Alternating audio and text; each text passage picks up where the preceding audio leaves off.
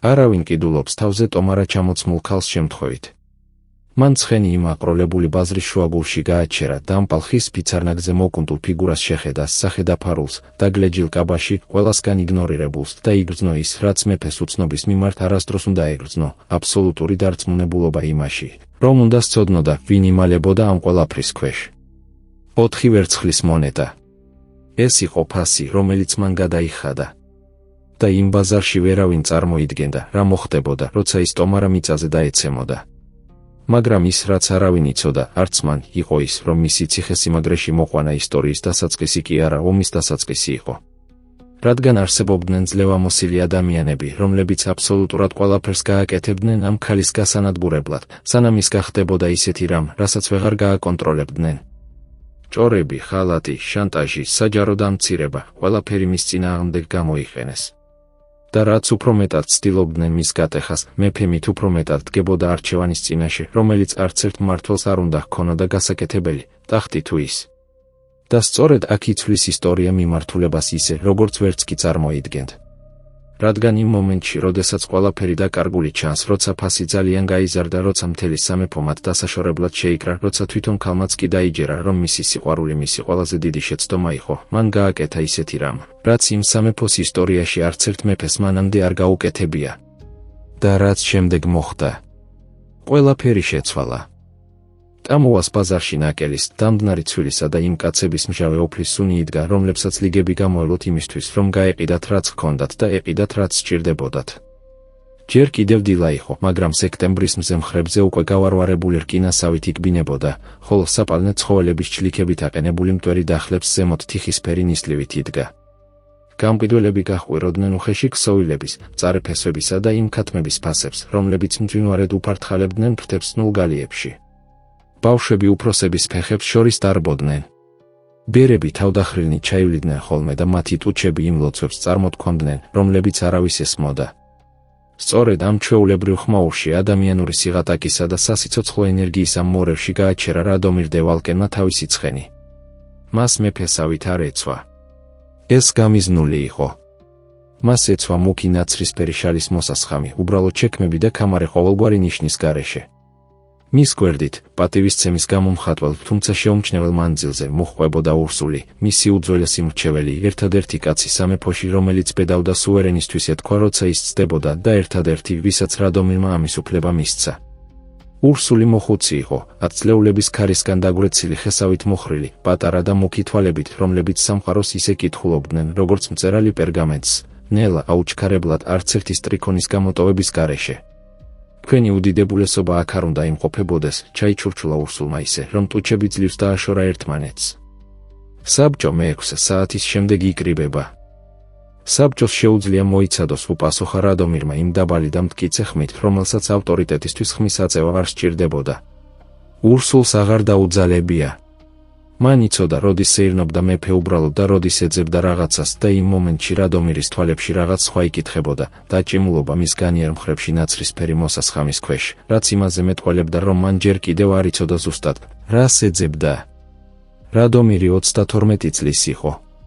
ის მაღალი იყო, როგორც ვალკენთა საგვარეულოს ყველა მამაკაცი, მხრებისა და ყბის იმ განიერი ძვლით, რაც ქალებს თვალებს ახრევინებდა, კაცებს კი წელში გამართვას აიძულებდა.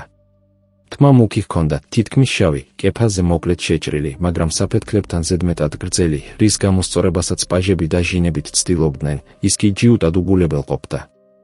ნიკაპზე წვრილი ნაციბური ჰქონდა, 15 წლის ასაკში ცხენიდან ჩამოვარდნის დანატოვარი, ხოლო თვალები ისეთი ფერისა ჰქონდა, რომლის დასახელებაც რთული იყო, არც ფრთლად ნაცრისფერი, არც ფრთლად მწვანე, რომელიც დღის სინათლისა და მისი გუნება განწყობის მიხედვით იცვლებოდა. როცა უკმაყოფილო იყო, სველი ქვასავით უმუქდებოდა. როცა იცინოდა, რაც იშვიათი იყო, მაგრამ ხდებოდა, უფერ მკრთალდებოდა, როგორც თავთხელი წყალი ქვიშაზე. მან ტახტი 24 წლის ასაკში დაიმკვიდრა, მას შემდეგ, რაც მამამისი მოულოდნელად გარდაიცვალა იმ ციებ-ცხელებით, რომელმაც 15 დღეში სამეფო კარის ნახევარი იმსხვერპლა. 8 წლიანი მმართველობა. 8 წლიანი გადაწყვეტილებები, შეკავებული ომები, ზაფძაფად დართული ალიანსები, სამეფო, რომელიც მთლიანობას ინარჩუნებდა მხოლოდ იმიტომ, რომ მას კარგად არ ეძინა. ახლა კი ქორწინების საკითხი იდგა, რასაც საბჭო ისეთივე დაჟინებით აყენებდა დღის წესრიგში, როგორც ჭერიდან ჩამოცვეთებული წყალი, რადგან რადომირს არ ჰყავდა მემკვიდრე, არ ჰყავდა ცოლი, არც კი ჰქონდა ოფიციალური დანიშვნის პირობა. მას ჰქონდა მხოლოდ სამუშაო და ზოგჯერ იმ ღამეებსა და როცა ციხესიმაგრე ზედმეტად ჩუმდებოდა, ბუნდოვანი და აუტანელი შეგრძნება იმისა, რომ საკუთარ ცხოვრებაში იყო გამოკეტილი, როგორც მწერი ქარვაში. სწორედ მაშინ დაინახა მან ბაზრის აღმოსავლეთ მხარეს, იქ, სადაც ჩვეულებრივ საქონლით მოვაჭრეები იკრიბებოდნენ, იდგა ცუდად შეჭედილი ხის ფიცარნაგი, რომელზეც კაცებსა და ქალებს გასაყიდად ან სამსახურში დასაქირავებლად წარადგენდნენ, მსახურებს, ხვალებში ჩავარდნილ გლეხებს, რომლებიც საკუთარ შრომას სთავაზობდნენ და ზოგჯერ, უფრო იშვიათად, მაგრამ იგივე სავაჭრო გულგრილობით, ადამიანებს, რომლებიც ნაყიდნი იყვნენ და ხელახლა უნდა გაყიდულიყვნენ. ეს იყო პრაქტიკა, რომელსაც რადომირი სცულდა იმ ინტენსივობით, რაც პოლიტიკას სცილდებოდა. ამაში იყო რაღაც, რაც მის შინაგან ბუნებას აჯანყებდა, რაღაც მის გულში ჩაბუდებული, რისთვისაც სახელი ვერასდროს დაერქვა, მაგრამ რაც ყბების დაჭერას აიძულებდა ყოველ ჯერზე, როცა ასეთ ფიცარნაგს ჩაუვლიდა. ის გაჩერდა, რადგან პლატფორმაზე იდგა ფიგურა, რომელიც ყურადღებას იმით იქცევდა, რასაც მალავდა. ეს ქალი იყო. ამის მიხვედრა ფორმებით შეიძლებოდა ვიწრო მხრების სხეულის სიმრგვალე ყავისფერი შალის კაბის ქვეშ, რომელიც ისე იყო გახუნებული, რომ ფერი ძლივ შერჩენოდა, მაგრამ სახელდაფარული ჰქონდა უხეში ტილოს ტომლით, რომელიც ყელზე თივის თოკით იყო თავისუფლად მოჭერილი. გამყიდველი, მსუქანი კაცი, რომელსაც გაცვეთილი წითელი ქუდი ეხურა და კოპრით დასვრილი თითები ჰქონდა, ხმამაღლა მიმართავდა იმ მცირე რიცხოვან გამლელებს, რომლებიც ჩერდებოდნენ. გაწვრთნილი მოსამსახურე. იცის მომზადება, ქარგვა, ოთახების მოწესრიგება. კონსტანცას სახლიდან დაწუნებულია ყოველგვარი სამუშაო წუნის გარეშე, მხოლოდ ოჯახური მიზეზების გამო. კარგი ჯანმრთელობა, კარგი განწყობა. ვინ რას შემომთავაზებს? ბევრს არავინ სთავაზობდა. 2-3 კაცი პლატფორმას ისეთი უინტერესობით ულიდა გარშემო, როგორც საეჭვო საქონელს ათვალიერებენ ხოლმე. ერთ-ერთმა მათგანმა ტყავის გამომთრიმლავმა, რომელსაც განიერი ხელები ჰქონდა, იკითხა, თუ რატომ იყო სახელდაფარული. გამყიდველმა ჩაახველა. კონსტანცას სახლის ბრძანებაა, თქვა მან გათვლილი გაურკვევლობით, რაც სუსტად ისე ჟღერდა, როგორც ცუდად მომზადებული ტყუილი. ქალბატონს არ სურდა, რომ გოგონა ეცნოთ მანამ, სანამ ის ჯერ კიდევ ქალაქის ფარგლებშია. გამომთრიმლავმა დააზმორა და მოშორდა. რადომირი ცხენზე მჯდომი გაჩერდა იმაზე დიდხანს, ვიდრე საჭირო იყო. ქალის დგომაში იყო რაღაც, რაც მას აჯაჭვებდა, ეს არ იყო გამოწვევა, არც მორჩილება, ეს იყო რაღაც უფრო უცნაური და შემაშფოთებელი, ეს იყო ღირსება. ის იდგა იმ საცოდავ ფიცარნაგზე, თავზე ტომლით და ყველაზე მახინჯი კაბით, რაც კი ბაზარს შეეძლო შეეთავაზებინა და მაინც მხრებში გამართული იყო. ხელების სხეულის წინ ჰქონდა გადაჯდობილი და არ ინძრეოდა ისე, როგორც დამცირების მომლოდინე.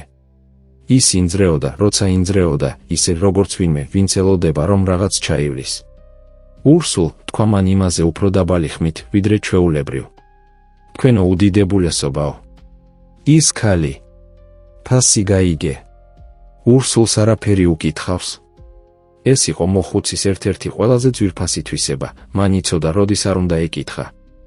ის ჩამოქვეით და ძველი ძვლებისათვის დამახასიათებელი სიდინჯით მივიდა პლატფორმასთან და 3 წუთის შემდეგ დაბრუნდა გამომეტყველებით, რომელიც აბსოლუტურად არაფერს ამჟღავნებდა. 4 ვერცხლის მონეტა, თქვა მან. გამყიდველი შვებას გრძნობს, რომ ვინმე დაინტერესდა. იყიდე. ქვენო უდიდებულესობაო, ჩაიჩურჩულა ურსულმა და ამ ერთ სიტყვაში იყო გაფრთხილებების მთელი სამყარო, რომლის წარმოთქმაც მოხუცმა არ ისურვა. იყიდე, გაიმეორა რადომირმა. მას ხმა არ ამოუღია, როცა პლატფორმიდან ჩამოვიდა. ხმა არ ამოუღია არც მაშინ, როცა ურსულმა ის ნაქირავები თავლების გვერდით გაიყვანა, ბაზრის ძირითადი ხმაურისგან მოშორებით. ის იდგა თავზე ისევ ტომრით და გადაჯდობილი ხელებით. რადომირი ჩამოქვეით და თავისი ცხენი დააბადა მის წინ დადგა იმ მომენტში, რომელსაც ქარიშხლის წინარე სიჩუმის უცნაური ტექსტურა ჰქონდა. შეგიძლია ეს მოიხსნა, თქვა მან. ის მაშინვე არ განძრეულა. იგრძნობოდა ყოყმანი, რაც არც შეჩერებული მორჩილება იყო და არც დაუმორჩილებლობა, ეს იყო იმ ადამიანის ყოყმანი, რომელიც რაღაცას ანგარიშობს, რომელიც წონის იმას, რაც შემდეგ მოხდება და ცდილობს ამისთვის მოემზადოს. შემდეგ ხელები ასწია, ნატიფი ხელები გრძელი თითებით, მოკლედ შეჭრილი, მაგრამ სუფთა ფრჩხილებით, რამაც ის გააკვირვა, ყელზე თივის თოკი შეხსნა და ტილოს ტომარა ჩამოვარდა. რადომირს სუნთქვა შეეკრა. ეს მას ხშირად არ ემართებოდა. ტახტზე ყოფნის 8 წლის განმავლობაში მან ისწავლა სახის მშვიდად შენარჩუნება, მიუხედავად იმისა, თუ რა ხდებოდა მის ქვეშ. მას მიუღია ამბები ომებზე, ღალატზე, სიკვდილზე, იგივე გაწონასწორებული გამომეტყველებით, რასაც მისი მრჩევლები ძალას უწოდებდნენ, მან კი იცოდა, რომ ეს უბრალოდ კონტროლი იყო. მაგრამ იმ მომენტში, სექტემბრის იმ მზის ქვეშ, იმ ქალის წინაშე, რომელიც სტილოს ტომრიდან ამოვიდა, როგორც რაღაც, რაც არსად არ უნდა ყოფილიყო გამოკეტილი, კონტროლმა უმცირესი წამით უღალატა, თუმცა ეს წამი საკმარისად გრძელი აღმოჩნდა იმისთვის, რომ მის გვერდით მყოფ ურსულს შეემჩნია. ის არაჩვეულებრივი იყო. ამაზე უფრო მარტივი და ზუსტი სიტყვა არ არსებობდა. სახე ოვალი ჰქონდა, მუქი თაფლისფერი კანით, რაც სამხრეთულ სისხლზე მიანიშნებდა, მაღალი და მკაფი უყრიმალებითა და თვალებით, თვალები იყო ის, რაც სუნთქვას აჩერებდა, დიდი და ღრმა ქარვისფერი, თითქმის ოქროსფერი, როცა სექტემბრის შუქი ხვდებოდა, რომლებიც მას უყურებდნენ შიშისა და მორჩილების გარეშე, არამედ მშვიდი და პირდაპირი შეფასებით, რის გაბედვასაც ვერცერთი მსახური ვერასდროს გაბედავდა მისი მიმართულებით. ტუჩები სავსე ჰქონდა, გამომეტყველებად ჩაკეტილი, ხოლო თმა გაშლილი, რადგან ტომრის თოქს გაეხსნა ყველაფერი, რითაც ის შეკრული იყო, ხრებზე მუქ ტალღებად ეცემოდა თითქმის წელამდე. ის მას ისევე უყურებდა, როგორც რადომირი უყურებდა მას, ცდილობდა გაეგო, თუ რა იყო ეს. რა გქვია? ჰკითხა მან, როცა ხმა დაიბრუნა. დოინა, თქვა მან. ხმა დაბალი ჰქონდა, წმინდა, ჩრდილოეთის მიწების აქცენტით, რომელიც რადომირმა იცნო, რადგან ბავშვობის ნაწილი იქ ჰქონდა გატარებული. დოინა. მან სახელი გაიმეორა ისე, თითქოს ხელში ქვის წონას სინჯავდა. მე რადომირი ვარ. ამ სამეფოს მეფე. ის არ გაფიქრებულა. არც მუხლებზე დაცემულა. მხოლოდ ოდნავ დახარა თავი, თავაზიანობის ჟესტი და არა მორჩილების, და თქვა იმ წმინდა და უთრთოლველი ხმით. ვიცი, ვინც ბრძანდებით, თქვენო უდიდებულესობაო. ერთხელ გნახეთ 3 წლის წინ, როცა ტამოვას მთავარ გზაზე პროცესიით გაიარეთ. და მაინც ფიცარნაგზე დარჩი. სხვა გზა არ იყო, უპასუხა მან იმ სასტიკის სიმარტივით, რომელიც მას გულში რაღაც მძიმე საგანივით მოხვდა. უკანა პლანზე მყოფმა ურსულმა მცირე ხმა გამოსცა, რაც ალბათ ხოლა იყო, მაგრამ რადომირმა იცნო, როგორც მუხუცის ხერხი, რათა რაღაცის თქმისგან თავი შეეკავებინა. ციხესიმაგრეში წამოხვალ, თქვა რადომირმა. არა, როგორც მსახური. ჯერ არ ვიცი ზუსტად როგორ და ამ გულწრფელობა მის ისევე გააკვირვა, როგორც ჩანდა, რომ დოინა გააკვირვა, მაგრამ ფიცარნაგზე აღარ დაბრუნდები. დოინა 3 გრძელი წამის განმავლობაში უყურებდა მას. შემდეგ თქვა. ძალიან კარგი, თქვენო უდიდებულესობაო. და სულ ეს იყო. არ ყოფილა არავითარი თვალსაჩინო შვება, არავითარი გადაჭარბებული მადლიერება, არაფერი ისეთი, რასაც დაბალი სტატუსის მქონე ქალების დისკომფორტი იწვევდა ხოლმე ძალაუფლების წინაშე. იყო მხოლოდ ის წარმოუდგენელი სიმშვიდე, ის ქარვისფერი თვალები, რომლებიც სამყაროს იმ ადამიანის სიმშვიდით აფასებდნენ, რომელმაც უკვე საკმარისი დაკარგა იმისთვის, რომ აღარაფერი ჰქონოდა დაკარგვის შიში. რადომირი ცხენზე შეჯდა გულში იმ კვანძით, რომლისთვისაც სახელი არ იცოდა და რომლის შესახებაც მომდევნო თვეების განმავლობაში შეეცდებოდა საკუთარი თავი დაერწმუნებინა, რომ იქ არ იყო. მოგვიანებით გაირკვა და ურსულმა ეს მანამდე გაიგო, რადგან მოხუცის საქმე იყო ცოდნა, რომ ის იყო ქალბატონ კონსტანცა დრევანუს, ბარონ დრევანუს ქვრივის მხევალი. კონსტანცა 50 წლის ქალი იყო, რომელსაც უფრო მეტი მიწა ჰქონდა, ვიდრე სინდისი და იმაზე მეტი სიამაყე, ვიდრე ნებისმიერ ციხესიმაგრეს შეეძლო დაეტია. დოინა 4 წლის განმავლობაში ემსახურებოდა კონსტანცას დედის გარდაცვალების შემდეგ, რომელიც დრევანუს მამულში მრეცხავი იყო. მან ისწავლა კითხვა, ქარგვა, ლუტნაზე დაკვრა მისაღები დონით, თმის მოწესრიგება და უჩინარად ყოფნა, როცა უჩინარობა საჭირო იყო, რაც თითქმის ყოველთვის ასე იყო. მიზეზი, რის გამოც კონსტანცა მის თავზე ტომრით გაუშვა და გასცა მკაცრი ბრძანება, რომ გაეყიდათ საკმარისად შორს, რათა არ ეცნოთ ურსულის მიერ ფარულად გამოკითხული მსახურების თანახმად, კონსტანცას შვილს უკავშირდებოდა ლოპე დრევანუს, 26 წლის კაცს, რომელიც უკვე 2 წელია დაქორწინებული იყო კარგი ოჯახის ქალზე. ლოპემ დაიწყო დოინას ოთახში გამოჩენა იმ სიხშირით, რომლის შეწყვეტასაც თავად დოინა, ყოველგვარი ძალაუფლების არ მქონე ქალისთვის ხელმისაწვდომი ყველა საშუალებით, ცდილობდა. მას არაფერი გამოუწვევია. ეს ურსულმა მეფეს ნათლად გააგებინა იმ კლინიკური ობიექტურობით, რომელიც მისი საფირმო ნიშანი იყო. მაგრამ კონსტანცას მსგავს სახლებში ბრალი ყოველთვის პოულობს ყველაზე სუსტ მხარს, რომელზეც შეიძლება დაეშვას, და ყველაზე სუსტი მხარე ყოველთვის იყო უსახელო, უოჯახო და უმიწაწყლო ქალისა. რადომირმა ურსულის მოხსენებას ფეხზე მდგომა მოусმინა, კაბინეტის ფანჯარასთან, რომელიც ვალკენის ციხესიმაგრის შიდა ეზოს გადაჰყურებდა. როცა მოხუცმა დაასრულა, ის დიდხანს დუმდა. სად არის ის ახლა? იკითხა ბოლოს. აღმოსავლეთ ფრთაში, თქვენო უდიდებულესობაო. მოახლეებმა ოთახი მოუწყვეს. ღირსეული ოთახი? ურსული შეყონდა. ხევლისთვის ღირსეული, დიახ. იყოს ღირსეული სტუმრისთვის, რადომირი ფანჯრიდან მობრუნდა. და ნურავი ნურაფერს კითხავს მას მანამ, სანამ მე არ გადავწყვეტ, რა უნდა გაკეთდეს. როგორც თქვენი უდიდებულესობა ბრძანებს, თქვა ურსულმა იმ ტონით, რომელიც შეიცავდა საგულდაგულოდ დამალულ კითხვას, რომელიც არ დაუსვამს. პირველი კვირის განმავლობაში რადომირს ის არ უძებნია. ეს იყო გაცნობიერებული გადაწყვეტილება, მიღებული ყოველდილით იმავე სიმტკიცით, რომელსაც სახელმწიფო საკითხების მიმართ იყენებდა და დარღვეული ყოველ საღამოს, როცა პოულობდა მიზეზებს, რომლებსაც ის აბსოლუტურად შემთხვევით და გარდაუვალად მიჰყავდათ ციხესიმაგრის იმ ნაწილებამდე, რომლებიც აღმოსავლეთ ფრთასთან ახლოს იყო. ერთხელ მან გაიარა დერეფანში, რომელიც შიდა ბაღში გადიოდა და ფანჯრიდან დაინახა ის, ქვის სკამზე იჯდა, კალთაში გადაშლილი წიგნით, არ კითხულობდა, უყურებდა სუროს, რომელიც სამხრეთ კედელს ფარავდა იმ ჩაკეტილი და მშვიდი გამომეტყველებით, რომელიც რადომირმა უკვე ისწავლა გარჩევა, როგორც სახე, რომელსაც ის სამყაროს უჩვენებდა, როცა არ სურდა, რომ სამყაროს დაენახა, რა ხდებოდა მის შიგნით. ბაღში არ შესულა. იქ იდგა იმდენი ხანი, რომ მიხვდა, რომ იქ იდგა და შემდეგ მოშორდა იმ ადამიანის სისწრაფით, ვინც ახლახან დაიჭირა საკუთარი თავი იმაში, რისი გაკეთებაც არ შეიძლებოდა. იმ საღამოს საბჭოს ვახშამზე ქალბატონი ბოგდანა ორვატი, მოკავშირე ბარონის შორეული ნათესავი, რომელიც 2 წელია სამეფო კარზე იმყოფებოდა მოხუცი დეიდის მოვლის საბაბით, რომელიც დერეფნების ჩურჩულის თანახმად იმაზე ნაკლებად ავად იყო, ვიდრე ბოგდანა წარმოაჩენდა, მეფესთან საკმარისად ახლოს დაჯდა, რათა მათი საუბარი ნახევრად ინტიმური ყოფილიყო და ჰკითხა იმ გათვლილი ღიმილით, რომელიც მისი საყვარელი სამუშაო იარაღი იყო. მართალია, რომ მეფემ ტამოვას ბაზრიდან მათხოვარი მოიყვანა. რადომირმა თასს მოსვა, სანამ უპასუხებდა. მოვიყვანე ქალი, რომელიც ტამოვას ბაზარში იყიდებოდა, თქვა მან იმ სიზუსტით, რაც ერთდროულად გასწორებაც იყო და გაფრთხილებაც. არ ვიცი, რატომ უნდა იყოს ეს საზოგადოებრივი ინტერესის საგანი.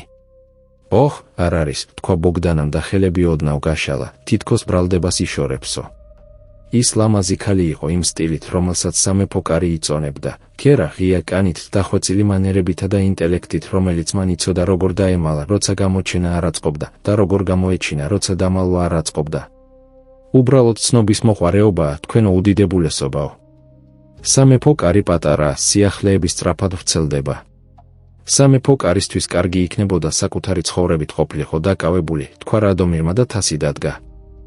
ბოგდანამ გაიღიმა, თითქოს რაღაც მომხიბვლელი ეთქვას და თემა იმ ადამიანის სიმსუბუქით შეცვალა, ვინც წლების განმავლობაში ვარჯიშობდა ამაში. მაგრამ მისი თვალები, როცა რადომირმა სხვა მხარეს გაიხედა, დარჩა. მე-11 დღეს ის ბაღში შევიდა. ეს არ ჰქონდა დაგეგმილი. ან ჰქონდა დაგეგმილი ისე, რომ საკუთარ თავს არ უტყდებოდა.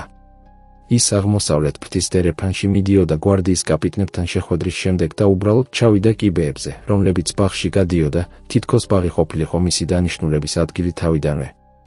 ის იქ იყო. იმავე ქვის სკამზე, ოღონდ ამჯერად წიგნის გარეშე, ხელები კალთაში ეწყო და იმ ბალახებს უყურებდა, რომლებიც კვალის კიდეზე იზრდებოდა, ისეთი ყურადღებით, რაც ნამდვილი ჩანდა. როცა ის შევიდა, დოინამ თვალები ასწია და ოდნავ დახარა თავი, იგივე თავაზიანობის ჟესტი და არა მორჩილების და არ წამომდგარა, რამაც რადომირი გააკვირვა, რადგან სამეფო კარის ყველა ქალი დგებოდა, როცა ის შედიოდა. შეგიძლია იჯდე, თქვა მან და შემდეგ მიხვდა, რომ ის უკვე იჯდა და ბრძანება ზედმეტი იყო, რამაც რაღაც უხერხულობის მსგავსი აგრძნობინა. სკამზე დაჯდა მოკრძალებულ მანძილზე. ქვა თბილი იყო ნაშუა დღევის მზისგან. ბაღში როზმარინისა და ნესტიანი მიწის სუნი იდგა. როგორ ატარებ დროს? ჰკითხა მან, რაც ყველაზე ბანალური კითხვა იყო, რაც კი შეეძლო აერჩია. კარგად, თქვენო უდიდებულესობაო. ოთახი კომფორტულია. მოახლეები კეთილგანწყობილნი არიან. მე ეს არ მიკითხავს. ის წამით უყურებდა მას. მაშინ არ ვიცი, რა მკითხეთ. რადომირმა სახე ოდნავ კვალისკენ მიაბრუნა. როგორ ატარებ დროს? გაიმეორა მან განსხვავებული აქცენტით. მართლა? არა ის, რის თქმაც გევალება. სიჩუმე გაიწელა და რადომირმა ეჭვი დაიწყო, რომ შეცდომა დაუშვა, როცა მისგან გულწრფელობა ითხოვა, თუმცა შემდეგ მიხვდა, რომ ის უბრალოდ ფიქრობდა, სანამ უპასუხებდა, არ ამზადებდა უსაფრთხო პასუხს, არამედ ნამდვილად ფიქრობდა, სიტყვებს ქვებივით წონი და მათ დალაგებამდე. დეზორიენტირებული ვარ, თქვა მან ბოლოს. არ ვიცი, ვინ ვარ აქ. არ ვიცი, რას მომთხოვენ. და იმის არ ცოდნა, თუ რას მომთხოვენ, არის ის, რაც ყველაზე მეტად მაწევს. ბოლო წინადადებას ჰქონდა ქვეტექსტი, რომელიც ორივე მიიცნო მისი დასახელების გარეშე. არაფერს მოგთხოვ, რისი გაცემაც არ გსურს, თქვა მან. წინადადება, წარმოთქმისთანავე იმაზე ბევრად დატვირთული ჟღერდა, ვიდრე ჩაფიქრებული ჰქონდა. პატივისცემით, თქვენო უდიდებულესობაო, თქვა მან ისე, რომ თვალები არ დაუხრია, თქვენ მე ბაზარში მიყიდეთ. სიტყვა არაფრის მოთხოვნას ასეთ კონტექსტში ძალიან სპეციფიკური მნიშვნელობა აქვს, რაც სავსებით შესაძლებელია არ იყოს ის, რის თქმაც გსურთ. რადომირი მას უყურებდა. ამაში იყო რაღაც არაჩვეულებრივი, ეთქვათ ასეთი სიზუსტით ის, რაც ჩვეულებრივ უთქმელი რჩებოდა და იგრძნო, რომ ეს უცნაურობა არ იყო დისკომფორტი, არამედ რაღაც შვებასთან უფრო ახლოს მყოფი, რაც კიდევ უფრო უცნაური იყო. მართალი ხარ, თქვა მან. არა ზუსტი ვიყავი. იმის თქმა მინდოდა, რომ შენი აქ ყოფნა პირობების გარეშეა. შენ არ ხარ მონა, არ ხარ მსახური, არაფერი გევალება. შემიძლია უზრუნველყო შენი სადმე დასახლება, თუ გირჩევნია საკმარისი რესურსებით, რომ აღარასდროს დაგჭირდეს ბაზრის ფიცარნაგი. დოინადუმდა. ან შეგიძლია დარჩე განაგრძო მან იმის გაცნობიერებით, რომ იმაზე მეტს ამბობდა, ვიდრე დაგეგმილი ჰქონდა. თუ გსურს. რატომ? ჰკითხა მან და კითხვა გულწრფელი იყო და არა პროვოკაციული. რადომირმა პირი გააღო და დაკეტა. ის იჯდა მზისგან გამტბარ ქვის სკამზე, სადაც როზმარინის სუნი იდგა სექტემბრის მზე ყველაფერს თაფლისფრად ღებავდა და მას არ ჰქონდა მზა პასუხი, რაც სრულიად უჩვეულო გამოცდილება იყო კაცისთვის, რომელმაც 8 წელი გაატარა იმ ხელოვნების დახვეწაში, რომ ყოველთვის ჰქონოდა მზა პასუხი. ჯერ არ შემიძლია დამაკმაყოფილებლად აუხსნა, თქვა მან ბოლოს. ის კიდევ ერთი წამით უყურებდა მას. შემდეგ ბალახების კვალს შეხედა. მაშინ დავრჩები, თქვა მან. მანამ სანამ თქვენ გეცოდინებათ. გარდაუვალი იყო, რომ სამეფო კარს შეემჩნია. სამეფო კარი, როგორც ურსულმა ერთხელ თქვა, არის ორგანიზმი, რომელიც ყურადღებით იკვებება. ის, რაც ყურადღებას იქცევს, დაკვირვების ქვეშ ექცევა. ის, რასაც აკვირდებიან, ხდება განხილვის საგანი. ის, რაც განიხილება, ხდება ნარატივი, ხოლო სამეფო კარის ნარატივი ყოველთვის უფრო ძლიერია, ვიდრე ნებისმიერი სამეფო დეკლარაცია. რადომირი ბაღში შედიოდა ხოლმე. ზოგჯერ კვირაში ერთხელ, ზოგჯერ უფრო ხშირად.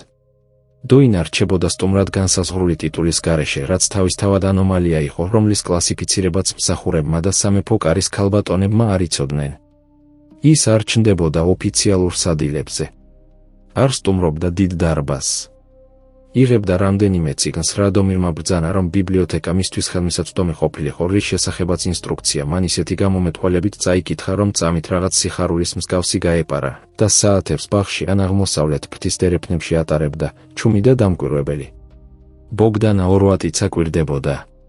იყო რაღაც იმაში, თუ როგორ აყოლებდა ქერა ქალი თვალს დოინას ყოველ მოძრაობას, როცა დოინა ჩნდებოდა, რაც იშვიათი იყო, რაც ურსულმა შეამჩნია და გონებაში ჩაინიშნა იმავე ეფექტურობით, რომლითაც ყველაფერს ინიშნავდა. ბოგდანა სამეფო კარზე იმ განზრახვით იყო მოსული, რაც ყველასთვის ნათელი იყო, ვისაც თვალები ჰქონდა, მეფეზე დაქორწინება. მას ჰქონდა ოჯახი, ბარონის სისხლის, საბჭოს სულ მცირე 3 წევრის ჩუმი თანხმობა, რომლებიც ამჯობინებდნენ ცნობილი წარმომავლობის დედოფალს. მან 2 წელი გაატარა რადომირთან სიახლოვის დამყარებაში იმ ადამიანის მოთმინებით, რომელიც რგავს ხეს, რომლის ნაყოფსაც 10 წელზე ადრე არ ელოდება. ტომარა ჩამოცმული ქალი იყო საფრთხე, რომლისთვისაც სახელი ბოგდანას ჯერ კიდევ არ დაერქვა, მაგრამ გრძნობდა იმ ადამიანის სიზუსტით, ვინც ქარიშხლის წინ ქარის ცვლილებას გრძნობს. პირველი სიტყვები ვირჯილინასგან, თავარი მოახლისგან მოვიდა, კომპეტენტური და ერთგული ქალისგან, რომელსაც სამწუხაროდ ჰყავდა დიშვილი, რომელიც ერთ-ერთ მოკავშირე სახლში მუშაობდა და გრძელი ენა ჰქონდა. ის, რაც მოახლემ ბოგდანას ქარგვისას მოუღვა, ერთი შეხედვით ცოტა იყო, რომ მეფემ წინა ნაშუადღევს თითქმის 1 საათი გაატარა ბაღში, რომ მან ერთხელ გაიცინა, ერთხელ იმ იშვიათი სიცილით, რომელსაც მთელი სამეფო კარი ცნობდა როგორც ნამდვილს. და რომ ბაღიდან გამოვიდა გამომეტყველებით, რომელიც ვირჯილინამ აღწერა, სიტყვებს უფრო მეტი სიფრთხილით არჩევდა, ვიდრე ფაქტებს, როგორც განსხვავებული იმისგან, როგორიც შევიდა. ბოგდანამ კიდევ 3 გვირისტი გააკეთა, სანამ რამეს იტყოდა. შემდეგ თქვა. ვინ არის ეს ქალი ბოლოს და ბოლოს? დანამდვილებით არავინ იცის, ქალბატონო. ვინმემ ყოველთვის იცის. ვირჯილინამ ხმას დაუწია. ამბობენ, რომ კონსტანცა დრევანუს მხევალი იყო. რომ შვილთან დაკავშირებული გართულებების გამო გაუშვეს. გართულებების გაიმეორა ბოგდანამ იმ ტონით, რომელმაც სიტყვა იმაზე განსხვავებულად აქცია, ვიდრე იყო. ვირჯილინამ ტუჩები მოკუმა, მიხვდა რა, რომ იმაზე მეტი თქვა, ვიდრე აპირებდა და თემა შეცვალა. მაგრამ სიტყვა უკვე იქ დაეშვა, სადაც ბოგდანას სურდა, ხოლო ბოგდანა იყო ისეთი ადამიანი, რომელმაც კარგად იცოდა, რა იქნა სიტყვისთვის, როცა ის დაეშვებოდა. ოქტომბრის ერთნაშოა დღეს, როცა ბაღმა სხვანაირი სუნი დაიწყო, უფრო ნესტიანი, უფრო ცივი, პობის მყოფი ფოთლების იმ სუნით, რომელიც ერთდროულად მელანქოლიურიცაა და კომფორტულიც, რადომირმა დოინას უთხრა იმის სახელი, რაც ხდებოდა. არ ჰქონდა და გეგმილი თქმა. იმ მომენტამდე საკუთარ თავშიც კი არ ჰქონდა ეს საკმარისად მკაფიოდ აღიარებული, რომ დაგეგმვა დასჭირვებოდა. ეს მოხდა იმიტომ, რომ დოინამ რაღაც თქვა წიგნზე, რომელსაც კითხულობდა, სტოიკური ფილოსოფიის ტრაქტატზე, რომელიც ისეთი სპეციფიკურობით ითხოვა, რომ რადომირი გააკვირვა და ასიამოვნა, რაღაც იმ იდეაზე, რომ ნებაყოფლობითი ტანჯვა განსხვავდება თავსმოხვეული ტანჯვისგან და რომ პირველი ასწავლის იმას, რასაც მეორე მხოლოდ აყენებს. რადომირი დაეთანხმა იმ ინტენსივობით, რაც მან შენიშნა და რის შესახებაც ჰკითხა პირდაპირ, იმ ფორმით, რაც რადომირმა აღმოაჩინა, რომ ყოველთვის მისი სტილი იყო. რა ისწავლეთ თქვენ ნებაყოფლობითი ტანჯვისგან? და მან უპასუხა დაფიქრებამდე. ვისწავლე, რომ უფრო ადვილია არაფერი იგრძნო, ვიდრე იგრძნო ზედმეტად ბევრი და არ გქონდეს ადგილი, სადაც ამას დაატევ. სიჩუმე, რომელიც ამას მოჰყვა, წინა სიჩუმეებისგან განსხვავდებოდა. მას ჰქონდა ურთიერთაღიარების ხარისხი, რამაც მათ შორის ჰაერში რაღაც შეცვალა. მესმის, თქვა მან წამით შემდეგ. და ეს არ იყო ზრდილობა, ეს სიმართლე იყო. ვიცი, რომ გესმის, თქვა მან. შემდეგ კი, რადგან იმ მომენტში თავშეკავება შეუძლებელი იყო, ეს არის ნაწილი იმისა, რაც მიძნელებს გავაგრძელო იმის ართქმა, რისი თქმაც აუცილებელია. დოინა გაირინდა. ქარმა ბაღის ბოლო ფოთლები შეარხია. მაშინ თქვით, თქვა მან იმ დაბალი და წმინდა ხმით. ვსწავლობ შენ სიყვარულს, შენ სურვილს, თქვა რადომირმა და ფრაზა ზუსტი წონით გამოვიდა, სამკაულების გარეშე, რიტორიკული შენიობის გარეშე, რაც უფრო უსაფრთხო იქნებოდა. ეს არ არის მარტივი და არ აქვს მარტივი გამოსავალი და არ ვაპირებ თავი მოვიჩვენო, რომ აქვს. მაგრამ ეს უნდა გწოდნოდა. დოინა მას უყურებდა დროის იმ მონაკვეთში, რომლის ზუსტად გაზომვაც მას არ შეეძლო, რადგან ვერაფერზე ფიქრობდა გარდა იმისა, რაც ქარვისფერ თვალებში ხდებოდა, რომლებიც არ იყო უმოძრაო, ისინი მოძრაობდნენ, გადიოდნენ იმ ყველაფერს, რასაც ის სიტყვა ირჩევდა, რომ სახეზე არ გამოჩენილიყო. თქვენ მეფე ხართ, თქვა მან ბოლოს. ვიცი. მე კი საქონლის ბაზარზე ტილოს ტომრით ნაყიდი ქალი ვარ. ესეც ვიცი. მაშინ გესმით, რატომ არ შეიძლება ეს იყოს მარტივი? ვთქვი, რომ არ შეიძლებოდა. დოინამ ხელებს დახედა. შემდეგ ისევ მას შეხედა იმ შვიდი შეფასებით, რაც რადომირს აგრძნობინებდა, რომ მას იმაზე ბევრად მეტი სიზუსტით კითხულობდნენ, ვიდრე ჩვეულებრივ. მეც ვსწავლობ, თქვა მან ნელა, თითქოს ყოველ მარცვალს წონი და თქვენ სიყვარულს, თქვენ სურვილს. და ეს ბევრად უფრო მაშინებს, ვიდრე საქონლის ბაზარი.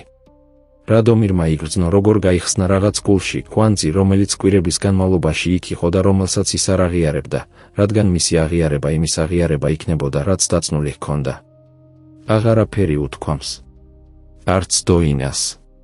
ისხდნენ ცივქვის სკამზე, სანამ ოქტომბრის მზე კედლებს მიღმა ეშვებოდა, და ეს იყო ყველაზე გულწრფელი საუბარი, რაც რადომირს ჰქონია 8 წლიანი მმართველობის განმავლობაში. ისტორიამ კონსტანცა დრევანუმდე თვის ბოლომდე მიაღწია. არა მთლიანმა ისტორიამ, მთლიანი ისტორია ჯერ არავინ იცოდა დანამდვილებით, არამედ მისმა ვერსიამ, რომელიც სამეფო კარის ჭორების ფენებში იყო გაფილტრული და დამახინჯებული იმათი ვარაუდებით, ვინც მას გადასცემდა, რომ მეფემ ბაზარში ქალი იყიდა, რომ ციხესიმაგრეში დაასახლა, რომ საათებს ატარებდა მასთან ბაღში, რომ ბრძანა ბიბლიოთეკის გახსნა მისთვის, თითქოს მაღალი წრის ქალბატონი ყოფილიყო. კონსტანცამ 3 დღეში გამოგზავნა შიკრიკი ციხესიმაგრეში.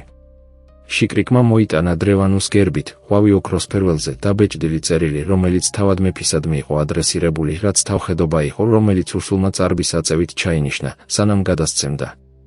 რადომირმა წერილი ორჯერ წაიკითხა. ოსტატურად იყო დაწერილი. კონსტანცე ჭკვიანი ქალი იყო, ეს არასდროს დამდგარა ეჭქვეშ. წერილი არ შეიცავდა ბრალდებებს, არაფერს ითხოვდა.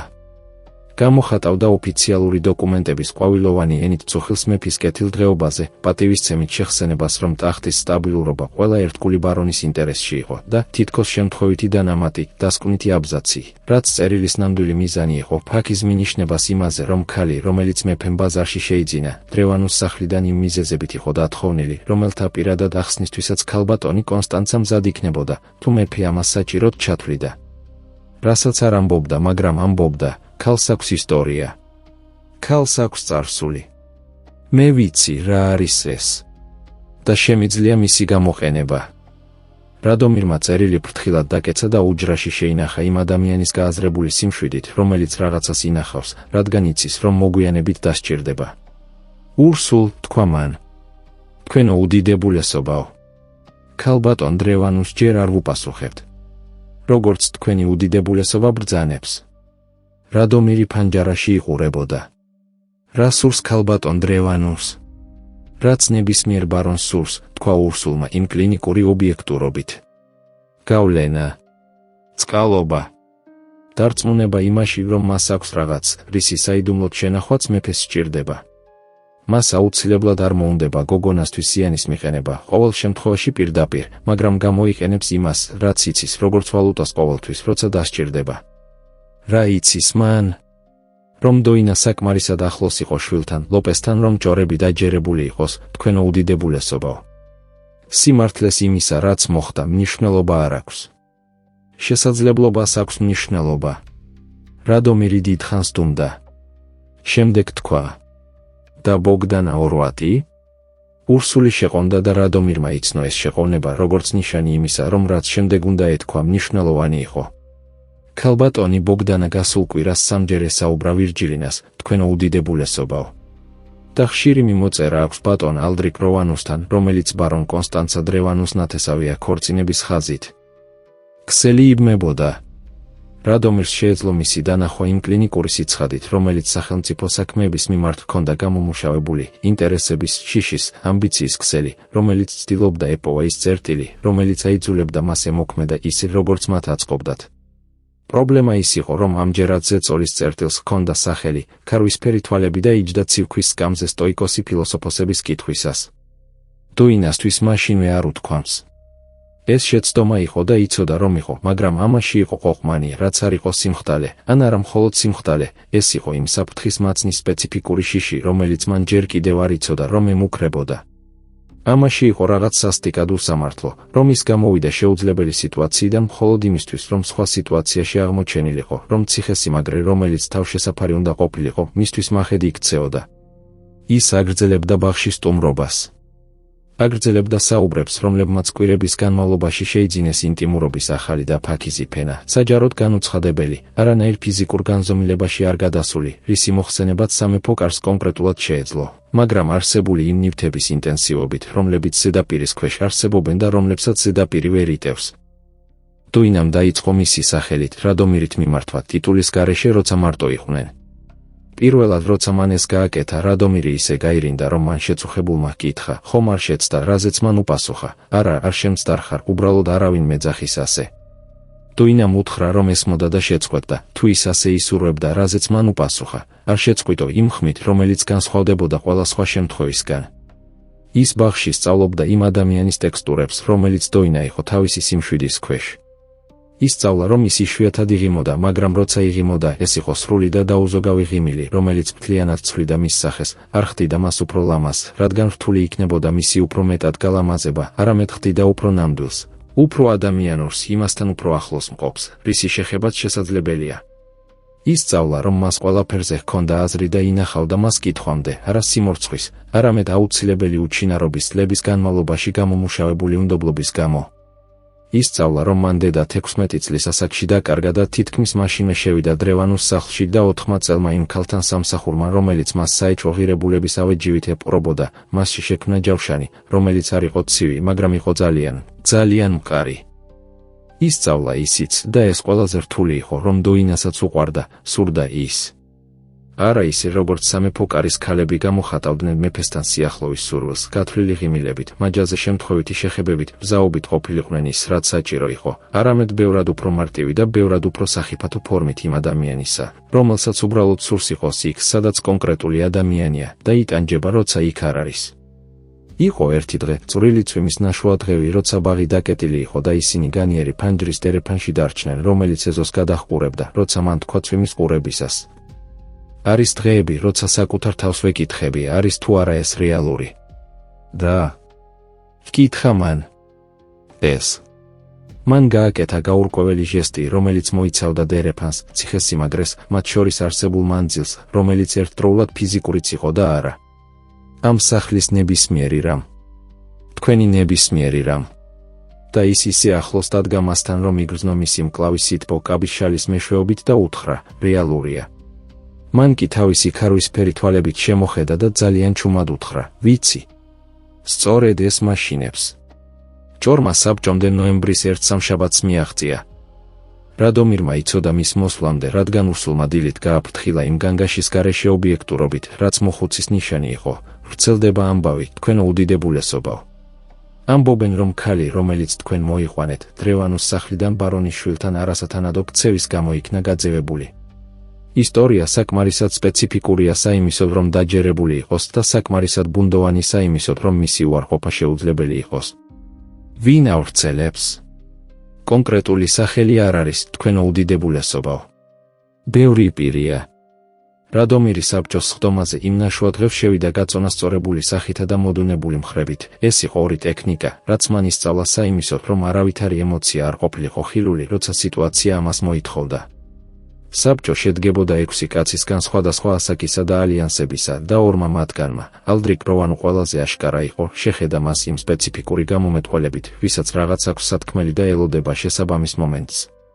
შესაბამისი მომენტი ჩრდილოეთის გარნიზონის ფინანსების განხილვისას დადგა, რაც გადაუდებელი და მნიშვნელოვანი იყო და რაც, შესაბამისად როვანუმ მსხვერპლად შესწირა იმას, რაც მას ნამდვილად აინტერესებდა.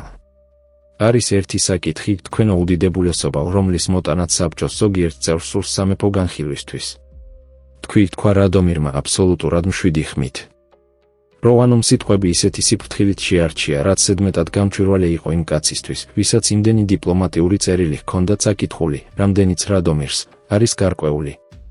შეშფოთება იმ ქალთან დაკავშირებით, რომელიც თქვენო უდიდებულესობამ ციხესიმაგრეში დაასახლა. სიტუაცია უჩვეულოა და ვრცელდება ცნობები, ეჭვგარეშეა გადაჭარბებული, როგორც ცნობები ჩვეულებრივ არის, წარსული ქცევის შესახებ, რამაც დადასტურების შემთხვევაში შეიძლება გამოიწვიოს. უხერხულობები გაიმეორა რადომირმა. ციხესიმაგრის რეპუტაციისთვის, თქვენო უდიდებულესობაო. და, შესაბამისად, თქვენი უდიდებულესობის რეპუტაციისთვის. ურსულ, თქვა რადომირმა თავის მიუბრუნებლად.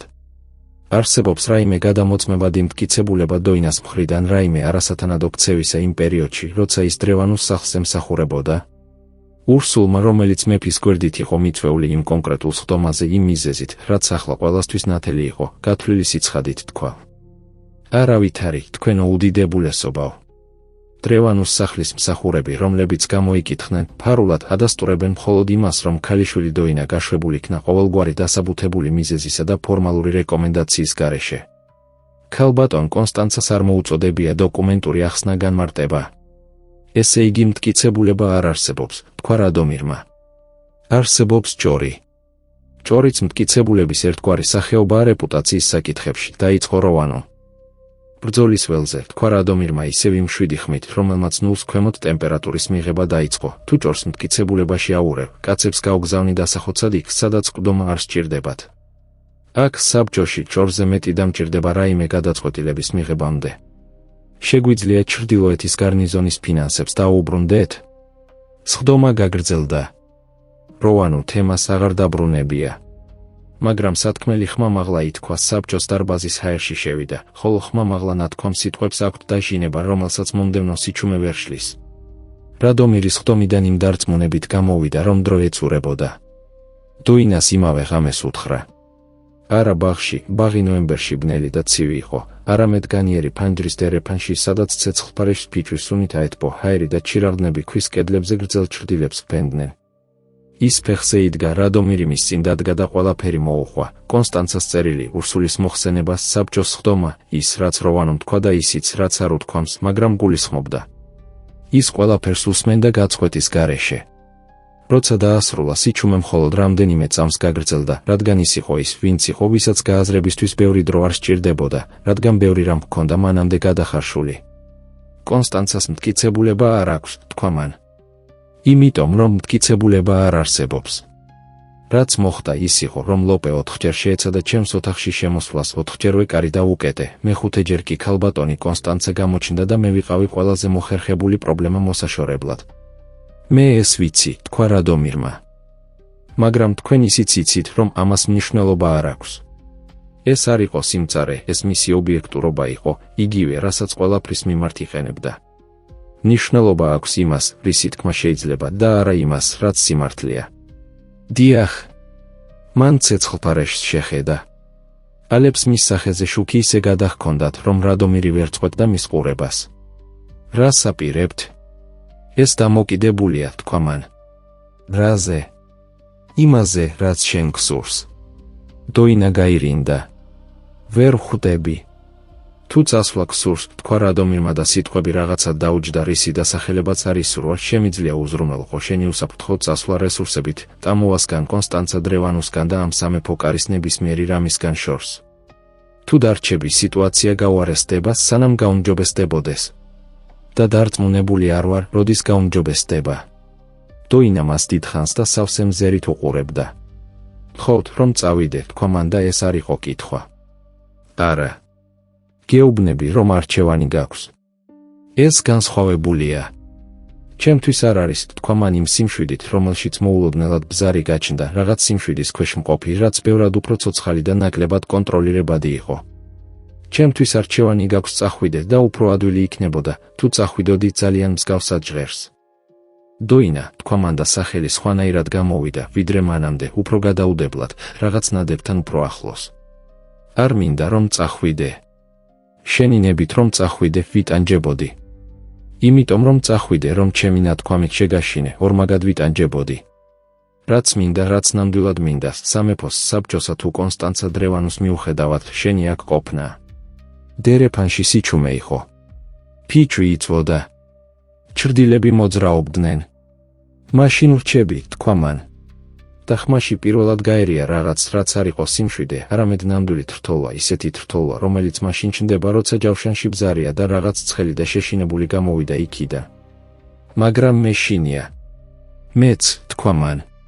და ეს იყო ყველაზე გულწრფელი რამ, რაც 8 წლის განმავლობაში რომელიმე ადამიანისთვის ეთქვა. დეკემბერმა მოიტანა თოვლი და მოიყვანა ბოგდანა ორვატი იმ გადაწყვეტილების ზღურბლთან, რომლისთვისაც ემზადებოდა.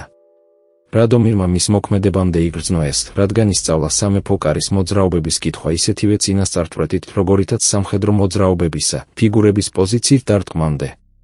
ბოგდანამ წინა კვირას სამჯერ ივახშმა როვანოსთან.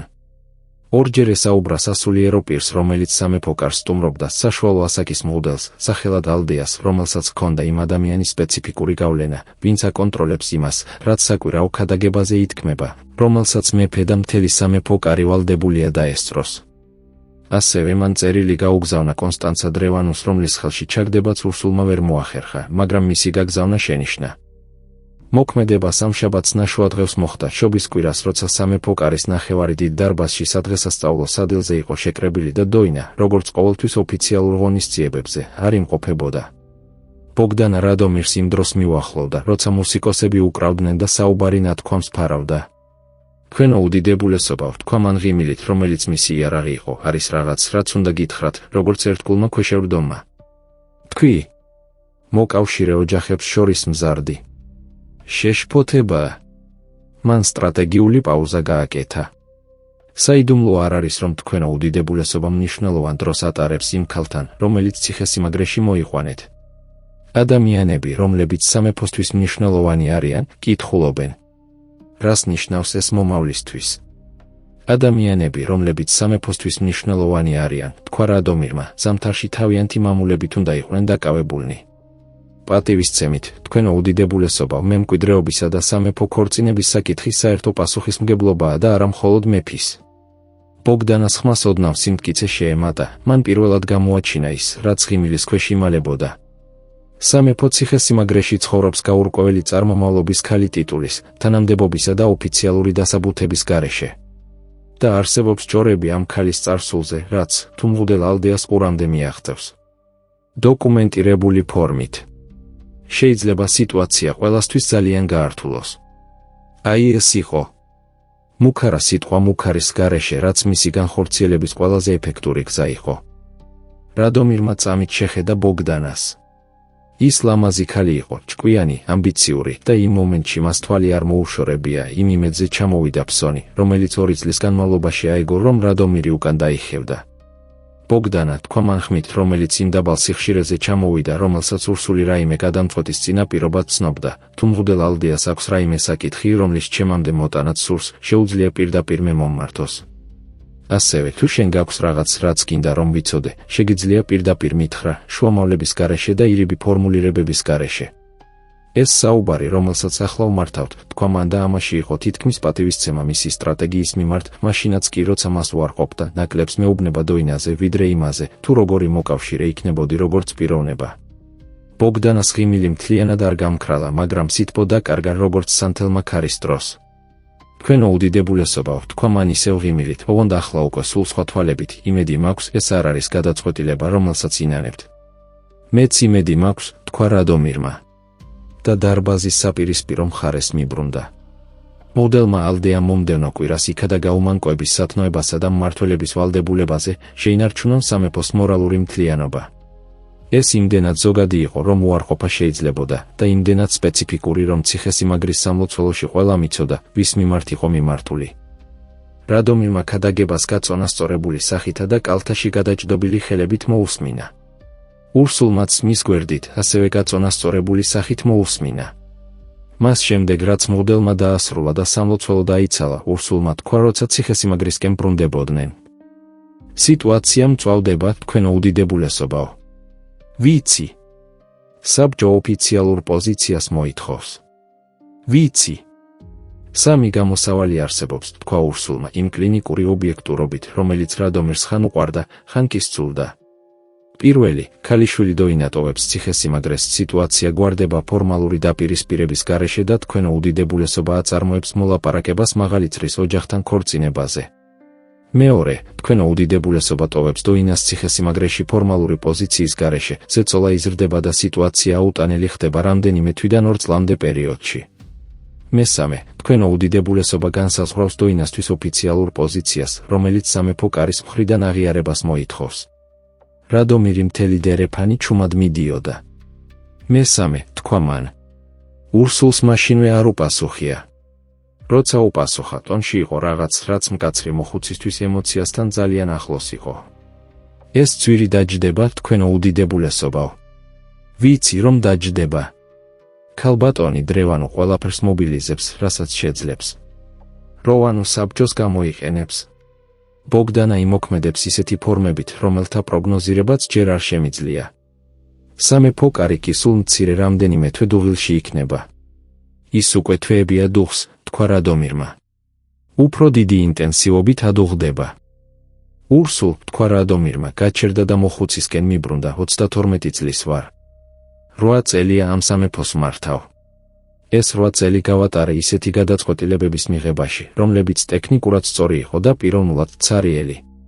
ეს თახმაში იყო სიმტკიცე, რომელიც არ იყო ბრაზი, არამედ რაღაც უფრო მძიმე, უფრო დალექილი. ეს 8 წლის განმავლობაში პირველი გადაწყვეტილება, რომელიც ერთდროულად ტექნიკურად რთულია და პიროვნულად ერთადერთი, რაც შემიძლია მივიღო და დავრჩე იმათ, ვინც ვარ.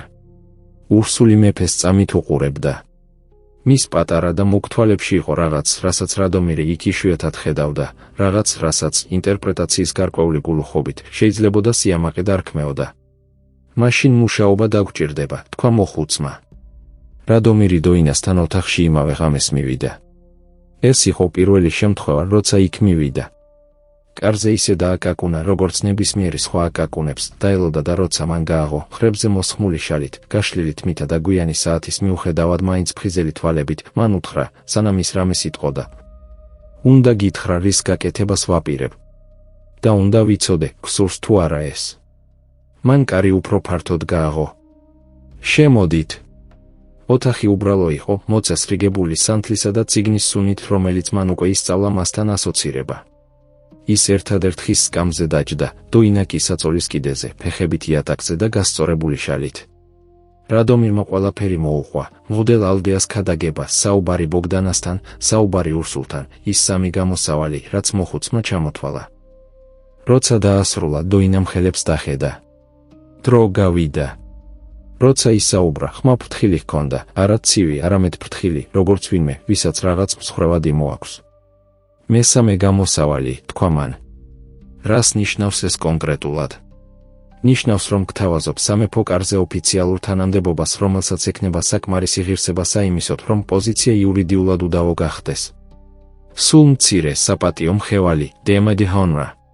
სასურველია უფრო მაღალი, რაც საბჭოს დადასტურებას მოითხოვს და რაც, ერთხელ დადასტურებული, ფორმალური პროცესის გარეშე ვეღარ გაუქმდება. და თუ საბჭომ არ დაადასტურა, მაშინ საბჭო აღმოაჩენს, რომ მეფეს უფრო მეტი ძალაუფლება აქვს, ვიდრე ახსოვს, თქვა რადომირმა და ამაში იყო სიცივე, რომელიც არ იყო ბრაზი, არამედ გადაწყვეტილება. დოინა ცოტა ხანს დუმდა. რადომირ, თქვა მან და მისი სახელი ტიტულის გარეშე მის ხმაში მას მაინც პირველივე შემთხვევის ძალით ხვდებოდა. ეს დააზიანებს შენს უნარს, მართო? როვანო შენს წინააღმდეგ საბჭოს გამოიყენებს. კონსტანცა გაავრცელებს იმას, რაც აქვს გასავრცელებელი. სამეფო კარი ათრთოლდება. ათრთოლდება. და შენ მზად ხარ ამისთვის? მზად ვარ. მან თვალები ასწია. რატომ? კითხვა გულწრფელი იყო. ეს იყო კითხვა იმ ადამიანისა, ვინც ყველაზე სასტიკი გზით ისწავლა, რომ ადამიანები იშვიათად იხდიან დიდ ფასს სხვებისთვის ისე, რომ ფასი იმაზე ნაკლები არ იყოს, ვიდრე ჩანს, ან სარგებელი იმაზე დიდი, ვიდრე აღიარებენ. რადომირი მას უყურებდა. იმიტომ რომ თქვა მან ნელა, როგორც ის, ვინც სიტყვებს იქათავსებს, სადაც დიდი ხანია უნდა ყოფილიყო, სტოიკოსი ფილოსოფოსისგან ვისწავლე, რომ ნებაყოფლობითი ტანჯვა ასწავლის იმას, რასაც თავს მოხვეული ტანჯვა მხოლოდ აყენებს. და მე ნებაყოფლობით ვირჩევ იმას, რაც ჩემთან ახლოს გტოვებს, მიუხედავად იმისა, თუ რა დაჯდება ეს. ქარვისფერი თვალები აუპრიალდა. წრემლები არ ყოფილა ის, როგორც რადომირმა შენიშნა, ადვილად არ ტიროდა, მაგრამ იქ იყო ბზარი, რომელიც ჯავშანს ნოემბრის შემდეგ ჰქონდა, ახლა უფრო ფართო, რაც უშვებდა უფრო მეტს იმისას, რაც მის ქვეშ იყო. მეშინია, თქვა მან მეორედ. მეშინია, რომ ზედმეტად ძვირი დაგიჯდე. მეშინია, რომ როცა ფასი გამოჩნდება, დამიწყებ ყურებას, როგორც ამ ფასის წყაროს. ეს შეიძლება მოხდეს, თქვა მან გულწრფელობით, რომელიც ერთდროულად სასტიკიც იყო და აუცილებელიც. ვერ დაგპირდები, რომ არა. შემიძლია დაგპირდე, რომ სრული გაცნობიერებით ვირჩევ და არჩევანი ჩემია და არა შენ მიერ თავს მოხვეული. დოინა დიდხანს უყურებდა მას. შემდეგ ძალიან ნელა გაუწოდა ხელი საწოლსა და სკამს შორის არსებულ სივრცეში. რადომირმა თავისი ხელი მისაში ჩადო. ეს იყო ნატიფი, გრძელი თითები, მოკლე და სუფთა ფრჩხილებით, როგორც პირველად ნახვისას. ცივი იყო დეკემბრისა და შიშისგან. მაშინ თქვა მან იმ დაბალი და წმინდა ხმით, შევხვდეთ იმას, რაც მოვა. რაც მოვიდა, ზუსტად ის იყო, რაც ურსულმა იწინასწარმეტყველა და ზუსტად ისეთი რთული აღმოჩნდა, როგორც რადომირი დაჰპირდა. დოინას დადასტურება ვალკენის სამეფო კარის მთავარ ქალბატონად, დემა პრინციპლ, თანამდებობა, რომელიც ურსულმა სამეფოს კანონმდებლობაში მოიძია და რომელსაც გააჩნდა საკმარისი იურიდიული პრეცედენტი ავტორიტეტით გამოსაყენებლად. საბჭოში იანვრის 1 დილას მოვიდა, რადომირის მიერ პირადად წარდგენილი, წინასწარი გაფრთხილების გარეშე. საბჭო 5 სრული წამით გაირინდა, რაც რადომირმა გულში დაითვალა. პირველი როვანო ალაპარაკდა. თქვა, რომ თანამდებობა უჩვეულო იყო, კანდიდატი, უცნობი რომ იყო პროცედურული საკითხები, რომლებიც შესწავლას საჭიროებდა.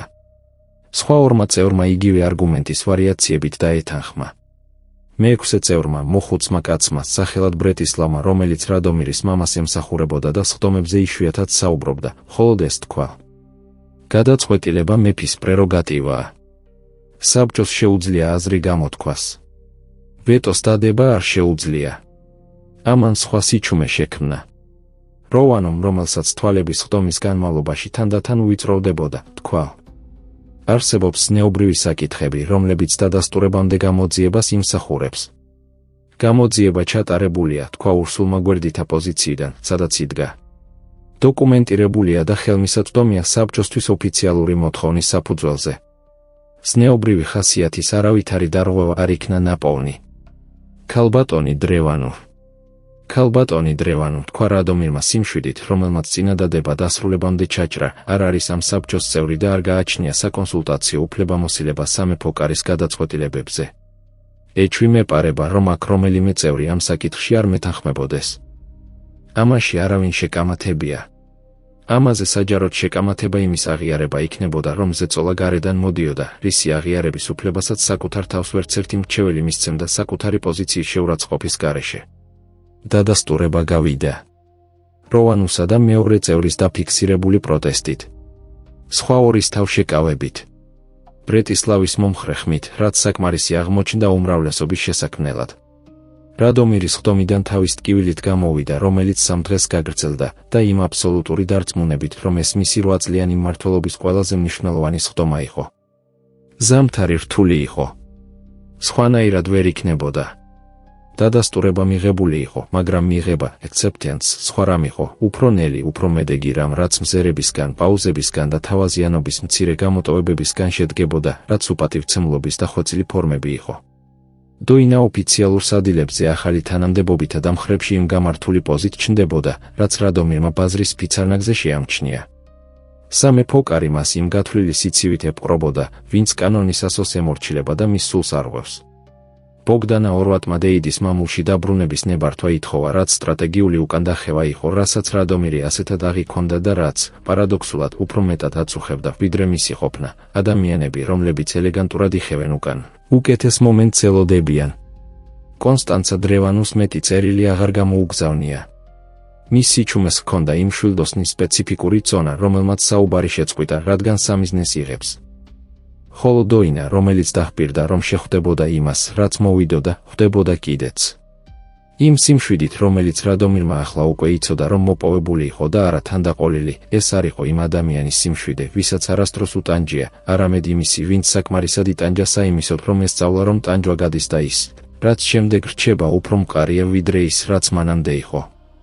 მაგრამ იყო ღამეები და ეს მან იცოდა იმიტომ, რომ ვირჯილინამ მოახლემ, რომელმაც თავისი ერთგულება იმ ადამიანების პრაგმატული ეფექტურობით გადაანაწილა, ვინც ციხესიმაგრეებში მრავალი წელი მუშაობს, უამბო მოხუცურ სულს, მან კი მეფეს, რომ მოახლეები, რომლებიც აღმოსავლეთ ფრთის დერეფანში გადიოდნენ, დოინას ოთახიდან იმ ადამიანის აბსოლუტურ სიჩუმეს ისმენდნენ, რომელიც იკავებს იმას, რისი გაგონებაც არ სურს.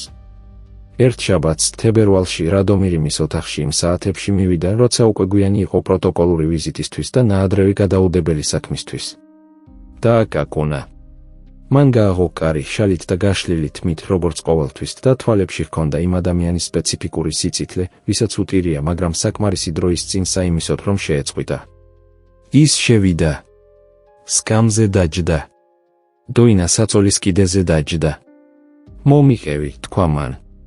ის წამით დუმდა. შემდეგ დღეს მესაზე ვიყავი. ჩემი თანამდებობისთვის განკუთვნილ რიგში. მან პაუზა გააკეთა. ქალბატონი ჰევლენა როვანო, მრჩევლის ცოლი, მომდევნო რიგში დაჯდა და ორი ადგილით მარცხნივ გადაინაცვლა, როცა მე მივედი, თითქოს რაიმე სუნი მდიოდა. რადომირმა გულში რაღაც ცხელი და არაკომფორტული იგრძნო. მიჩვეული ვარ უჩინარობას, განაგრძო დოინამ იმ ფრთხილი ხმით, რომელიც რადომირმა იცნო, როგორც თავშეკავება. 4 წელი გავატარე უჩინარად დრევანუს სახლში. მაგრამ მხევლის უჩინარობაში იყო რაღაც სხვა, ეს იყო სწორი, მოსალოდნელი უჩინარობა, განზრახვის გარეშე. ეს აქ, თქვა მან და ხმაში ბზარი გაეზარდა, გამიზნული უჩინარობაა. ეს არის უარყოფა, რომელიც თავაზიანობას იმოსავს, იმიტომ რომ ეშინია მეფესთან დაპირისპირების, მაგრამ ის იქ არის, რასაც ვგრძნობ ყოველ პაუზაში მისალმების წინ და ყოველ მზერაში, რომელიც გაურბის დასრულებამდე. რადომირი წამით დუმდა. ითქვა რაღაც, რის თქმაც აუცილებელი იყო ისე, რომ მას ის ნაადრევი გადაწყვეტილებებით ან ნუგეშით არ გაეწყვეტინებინა. საკუთარ თავს ვეკითხები ხოლმე, თქვა მან კიდევ უფრო დაბლა, შევცდი თუ არა რომ დავრჩი. ურსულის მესამე გამოსავალი ყველაზე გაბედული იყო თუ უბრალოდ ყველაზე ძვირი. დოინა, თქვა მან. მაცადე, თქვა მან სიმტკიცით, რაც არ იყო ბრაზი. მაცადე, თქვა. ამასთან მარტო ვრჩებოდი და მძიმეა. მაშინ თქვი. მეშინია, თქვა მან მესამედ, ოღონდ წინა შემთხვევებისგან განსხვავებული ტექსტურით, რომ ფასი მევიხო. არა ის ფასი, რომელსაც პოლიტიკაში ან საბჭოს კომფორტში იხდი. ის ფასი, რომელსაც იხდი იმაში, რომ არ გაქვს სიმშვიდე სახლში, არ გაქვს სამეფო კარი, რომელიც მუშაობს, არ გაქვს სტაბილური მმართველობა, რაც ის არის, რისთვისაც შექმნილი ხარ, რასაც შენში ყოველდღე ვხედავ. და რომ ეს ფასი დროთა განმავლობაში ქვიშასავით დაილექოს ჩვენ შორის არსებულ სივრცეში. ეს იყო ყველაზე გულწრფელი შიში, რაც მას ეთქვა. და ამიტომ იყო ის, რამაც მას ყველაზე მეტად დაარტყა. რადომირის კამიდან წამოდგა, მივიდა იქ, სადაც ის საწოლის კიდეზე იჯდა და მის წინ დადგა. მას სახის აწევა დასჭირდა რადომირის დასანახად, რადომირმა კი უთხრა: შემომხედე. მან შეხედა. პოლიტიკური ფასი, თქვა მან, ჩემი გადასახდელია და ვიხდი კიდეც. ქვიშა, რომელიც ახსენე, არსებობს ყველა ადამიანურ ურთიერთობაში და არ ვიქნები ისეთი უპატიოსნო, რომ დაგპირდე, თითქოს ხახუნი არასდროს იქნება. მაგრამ რაც შემიძლია ვთქვა, მთელი ჩემი გულწრფელობით არის ეს: 8 წლიანი მმართველობის განმავლობაში არ ყოფილა არც ერთი დილა, როცა ამდგარიყავი იმ შეგრძნებით, რომ სწორ ადგილას გავიღვიძე. ოქტომბრის შემდეგ ეს დილა არსებობს. ყოველ დღე. დოინა მას უყურებდა. ქარვისფერ თვალებს იმ ცეცხლისფერი ჰქონდა, რომლითაც ის ცდილობდა შეეკავებინა ყველაფერი, რასაც სტიროდა. მან ხელი გაუწოდა. დოინამ თავისი ხელი მისაში ჩადო, თებერვლისა და შიშისგან ცივი, როგორც ყოველთვის, და რადომირმა თითები მოუჭირა მასზე. შენ არ ხარ ფასი, თქვა მან. შენ ის იყავი, რის საპოვნელადაც ვიხდიდი ფასს. ამ განსხვავებას მნიშვნელობა აქვს. ჯავშანში ბზარი მხრიდან მკერდამდე გადავიდა და დოინამ აღარ შეიკავა ის, რასაც იკავებდა. ბევრი არ ყოფილა, ის მაინც ის იყო, ქალი, რომელიც ბაზრის ფიცარნაგიდან მხრებში გამართული გამოვიდა, მაგრამ საკმარისისა იმისով, რომ რაც ბზარში გამოვიდა, რეალური და ხილული ყოფილიყო. რადომირი იქ იდგა დასრულებამდე, მისი ხელი თავის ხელებში ეჭირა და აღარაფერს ამბობდა, რადგან რაც სათქმელი იყო, უკვე ითქვა. შემოტრიალება იქიდან მოვიდა, საიდანაც არ ელოდა, ბრეტისლავისგან. ძველი მრჩეველი, 80 წლის ტკანით, რომელიც 1000-ჯერ დაკეცილ პერგამენტს ჰგავდა, თვალებით, რომლებიც მაინც უკეთ მუშაობდნენ, ვიდრე სამეფო კარის ახალგაზრდების უმეტესობისა, რადომირის კაბინეტში მარტის ერთ დილას გამოჩნდა იმ ადამიანის ნელი სიარულით, ვისი სახსრებით წუწუნებენ და პოზით იმისა, ვინც მათ ყურადღებას არ აქცევს. დაჯდა დაუპატიჟებლად, რადგან ორ მეფეს ემსახურა და მოეპოვებინა უფლება დამჯდარიყო იქ, სადაც მოესურვებოდა, და თქვა: თქვენო უდიდებულესობავ, რაღაც უნდა გითხრათ. თქვი, ბრეტისლავ. მამა შენს 18 წელი ვემსახურე. ის კარგი განზრახვების კაცი იყო და უფრო მეტი საშუალო დონისა, მიდიექვედეირ, ვიდრე საჯაროდ აღიარება შეიძლებოდა. სამეფო გადარჩა, იმიტომ რომ კარგი მრჩევლები ჰყავდა და იმიტომ რომ გარეშე მტრებს თავიანთი პრობლემები ჰქონდათ.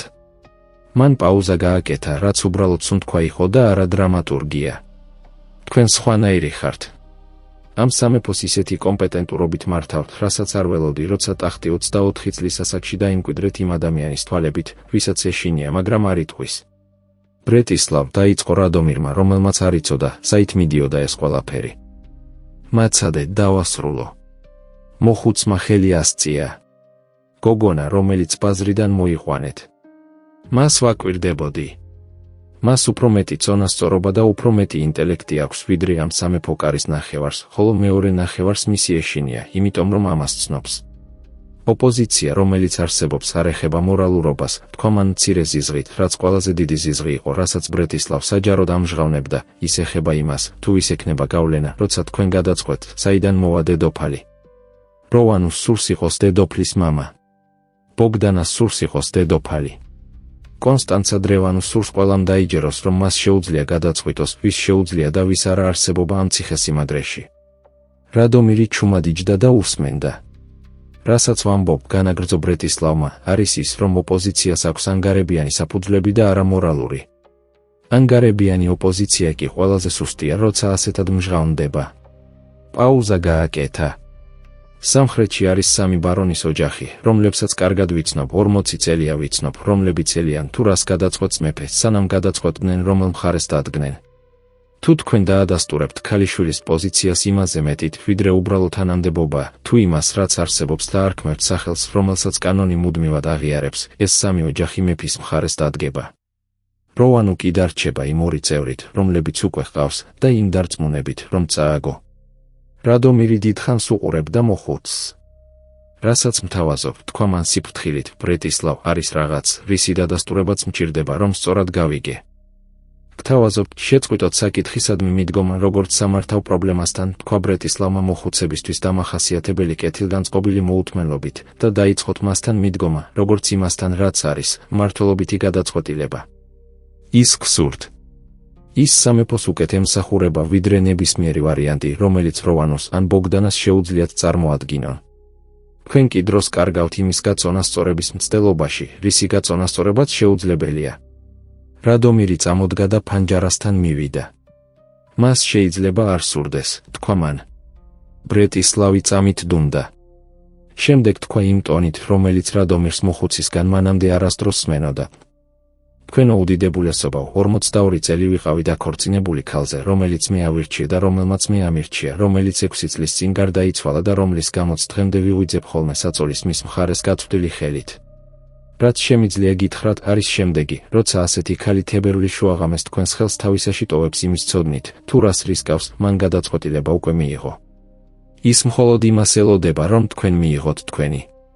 თოვლი თითქმის მთლიანად იყო დამდნარი, როცა რადომირი ბაღში მარტის ერთ ნაშვა დღეს შევიდა, როცა მზე ჯერ კიდევ მაღლა იყო და ნოტიო მიწისა და ახალი ბალახის სუნი დაბრუნებულიყო ზამთრის შემდეგ. დოინა ქვის სკამზე იჯდა.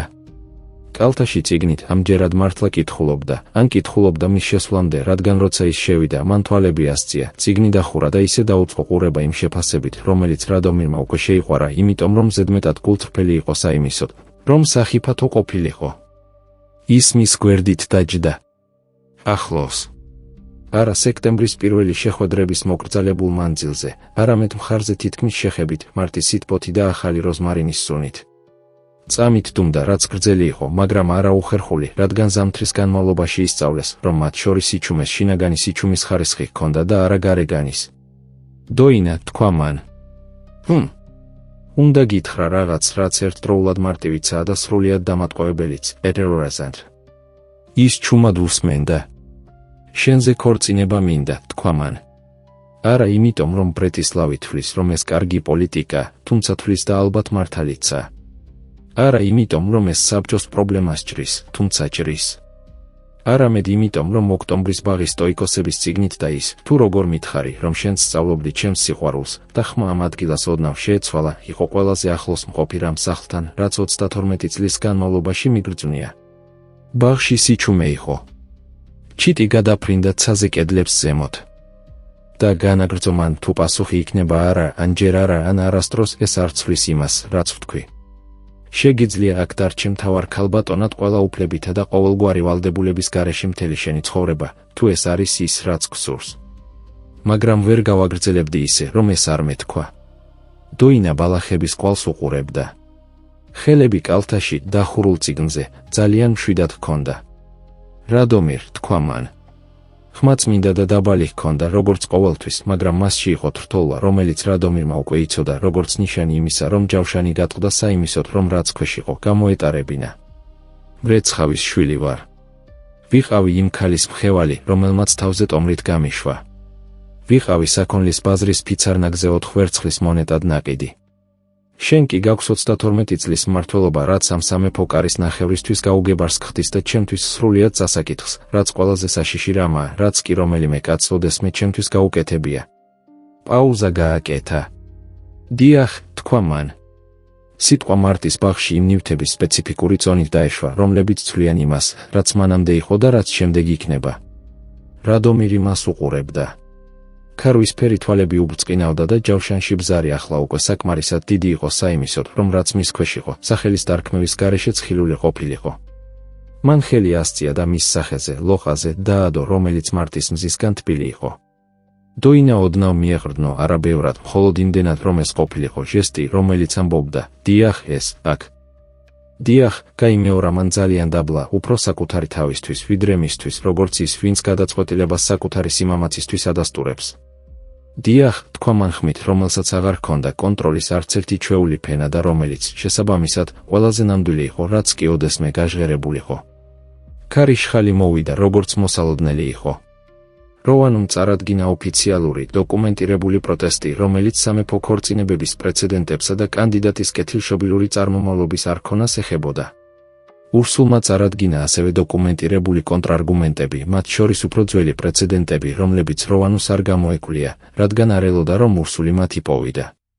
კონსტანცა დრევანუმ გამოაგზავნა წერილი, ამჯერად უფრო პირდაპირი ბრალდებებით, რომელიც რადომირმა წაიკითხა, ხელი მოაწერა პასუხად სამსტრიქონს, სადაც ატყობინებდა, რომ ნებისმიერი განცხადება დოინას ხასიათის შესახებ განიხილებოდა იურიდიულად, როგორც ცილის წამებად და არქივში შეინახა.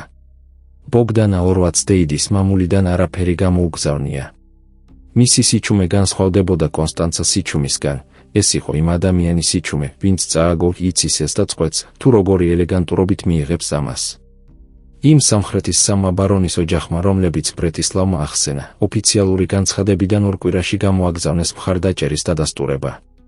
მათთან ერთად და ბრეტისლავის ხმით საბჭოს უმრავლესობა გადაიხარა, არა ენთუზიაზმით, არა მყისიერად, მაგრამ გადაიხარა იმ მიმართულებით, რაც მათემატიკურად გარდაუვალი იყო. პოდელ ალდეას ქადაგება მომდევნო კვირას ოფიციალური განცხადების შემდეგ იყო, აღსანიშნავია, მმართველთა წინდახედულობაზე გრძელვადიანი გადაწყვეტილებების მიღებისას სამეფოს საკეთილდღეოდ. ურსულმა და რადომირმა ქადაგებას გვერდიგვერდ მოусმინეს, როცა დასრულდა, მოხუცმა ჩურჩულით თქვა, რაც მხოლოდ მეფეს ესმოდა. პოდელის სწრაფი ადაპტაციის კაცია. ღირებული თვისება, თქვა რადომირმა ხმით, რომელიც სიცივის ქვეშ შეიცავდა რაღაცას, რაც სიცილის დასაწყისი იყო, რომლის შეკავებაც შეძლო. ზამთარი ნელა იხევს უკან იმ მიწებზე. მარტს ჯერ კიდევ აქვს კბილები, ჯერ კიდევ იკბინება დილაობით, ჯერ კიდევ ინახავს ყინვას ციხესიმაგრის ქვების კიდეებზე. მაგრამ არის მომენტი, ეს არ არის დათქმული დღე, არც სუსტი საათი, როცა ჰაერი იცვლება, როცა შუქი სხვა ხარისხს იძენს, უფრო გრძელს, უფრო ოქროსფერს, როცა ვალკენის ციხესიმაგრის ბაღი იწყებს გაუძებული მიწისა და იმ პირველი ახალი ბალახების სუნს, რომლებიც გამოჩენას ბედავენ. დოინა ბაღში იყო იმ დღეს სკამზე, რომელიც ახლა უკვე უდავოდ მისი იყო. იქ აღარც ერთი მოახლე აღარ ჯდებოდა, არც ერთი პაჟი აღარ ჩაივლიდა იმ ტიტულისადმი პატივისცემით თავის დახრის გარეშე, რომელიც მას ახლა ჰქონდა და რომელიც 6 კვირაში შეივსებოდა ერთადერთი ტიტულით, რომლის ეჭვქვეშ დაყენებასაც სამეფო კარი ვერ შეძლებდა. ის სახით მზისკენ იჯდა, რომელიც პირველად გამოჩნდა კვირების განმავლობაში ღრუბლების გარეშე. თვალები დახუჭული ჰქონდა, გვერდით სკამზე მიტოვებული წიგნი ედო და ხელები კალთაში გაშლილი ჰქონდა, როგორც მიმღებს. რადომირი ბაღის თაღში გაჩერდა და უყურებდა. იყო ერთი რამ, რაც მან ისწავლა სექტემბრის შემდეგ დოინას სილამაზის შესახებ.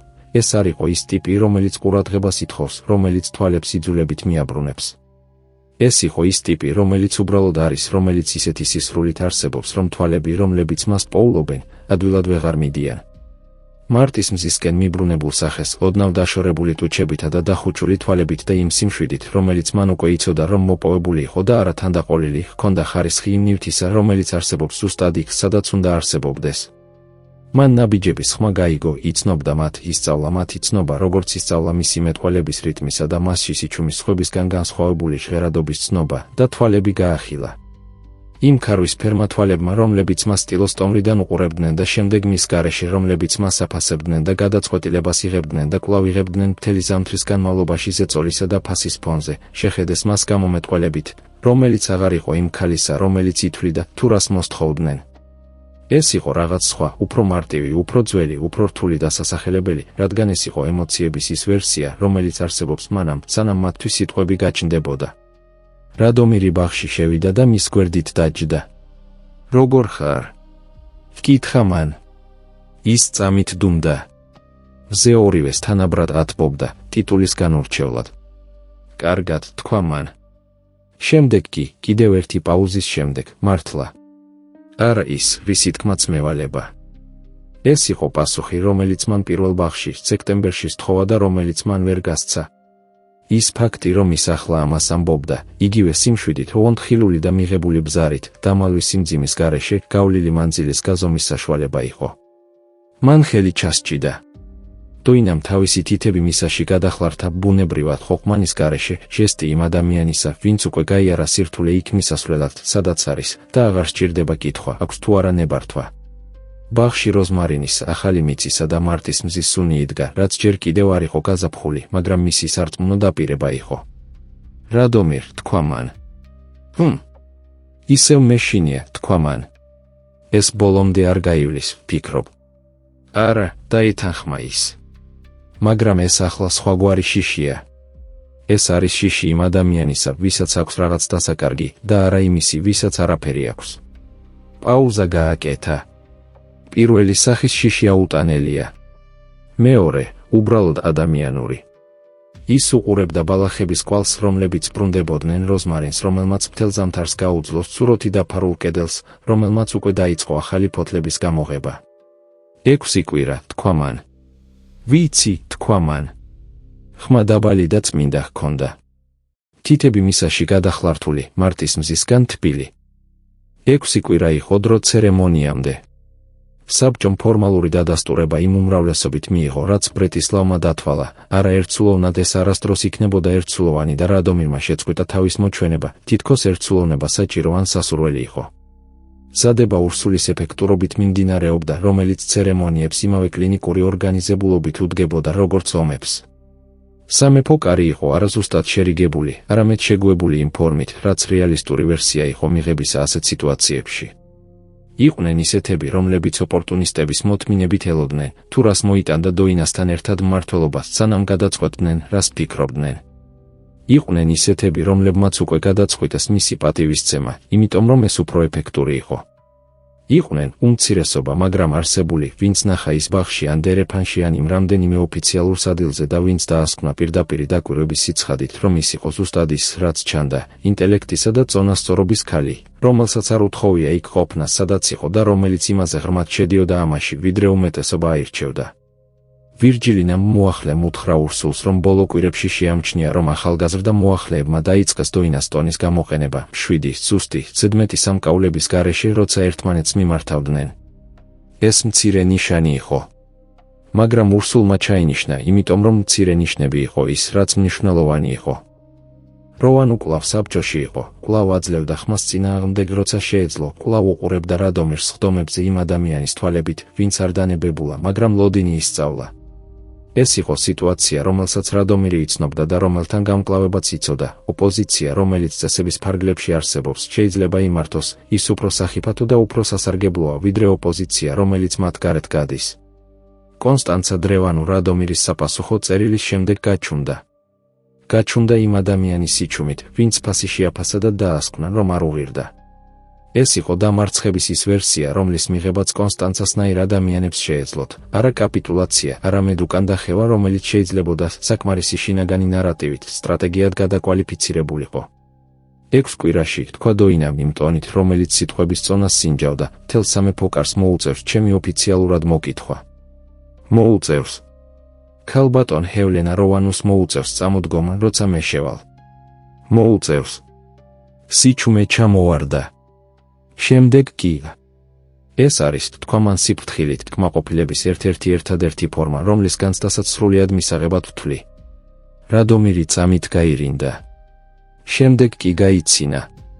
არა ის შეკავებული სიცილი, რომელსაც სამეფო კარი იცნობდა, მოკლე და კონტროლირებადი ხმა, რომელიც იუმორის საჯარო ვერსია იყო, არამედ ნამდვილი სიცილი, რომელიც დოინამ ბაღში იმ ოქტომბრის დღეს მოისმინა და რომელიც პირველი რამ იყო, რამაც მას უთხრა, ყოველგვარ სიტყვაზე ადრე, რომ ამ კაცში იყო რაღაც გულწრფელი და ცოცხალი და არა მთლიანად ტახტის მიერ მოშინაურებული. მან გაიღიმა.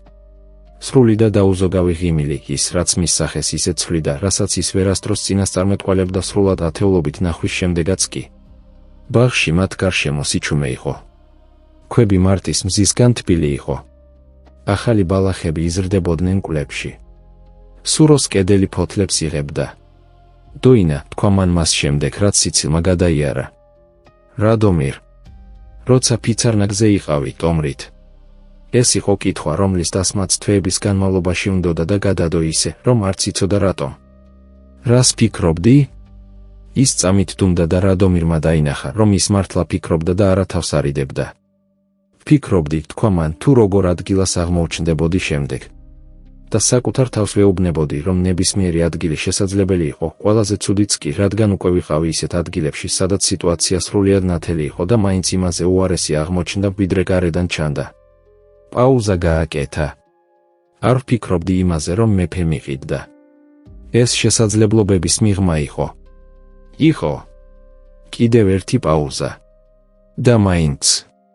და მაინც, თქვა მან. მისი ხელი მისაში იყო. მზე ბაღში იყო.